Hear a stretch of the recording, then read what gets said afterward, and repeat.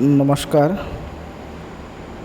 বিকাশ computer technology education ইনস্টিটিউটের যারা student, যারা আমাদের মাধ্যমে অনলাইন কোর্স যারা করবে, তাদেরকে আমরা কিভাবে অনলাইনে তারা কী ক্লাস করছে বা তারা নিজে দেখতে পারবে, তাছাড়া গার্জিয়ানরাও দেখতে পারবে। তো আপনারা দেখছেন, প্রথমে আমি লগ ইন করছি। লগ ইন করে এই ইউজার লগ ইন মানে স্টুডেন্টের লগ ইন অ্যাকাউন্ট, স্টুডেন্টের ইউজার নেম এবং পাসওয়ার্ড দিয়ে আমি লগ ইন করবো। তারপরে আমি কমে কমে দেখাবো স্টুডেন্টরা তাদের ওয়েবসাইটের মাধ্যমে কী কী তারা পাবে, কী কী ফেসিলিটিগুলো আসছে। তো আপনি দেখে নেন। প্রথমেই আমি ওদের ইউজার আইডি পাসওয়ার্ড দিয়ে ক্যাপচা ফিল করে লগ ইন করার চেষ্টা করছি।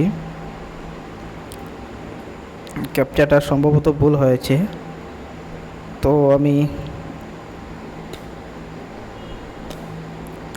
আবার ক্যাপচা দিচ্ছি।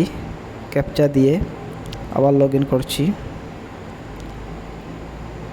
লগ ইন হয়ে গেছে। এখন আমি এক স্টুডেন্টের অ্যাকাউন্ট খুলছি। খোলার পরে দেখছেন কী কী আছে, ড্যাশবোর্ডে কী কী আছে, কী কী কোর্স সাবজেক্টের করা হচ্ছে, টিচার কী থাকবে, টিচারের লিস্ট থাকবে। তারপরে যদি ওরা বই যদি লাইব্রেরিতে নেয় তাইলে বই থাকবে, নোটিশ বোর্ড থাকবে।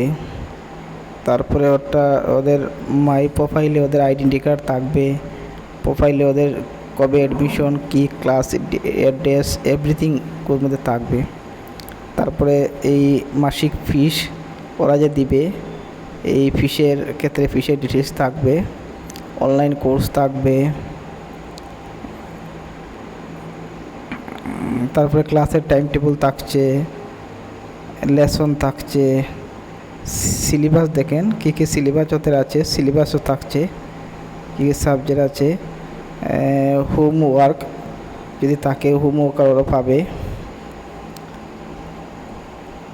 তারপরে যদি এরা ক্লাসে অ্যাটেন্ড না করে তাহলে তার লিভ করতে পারবে।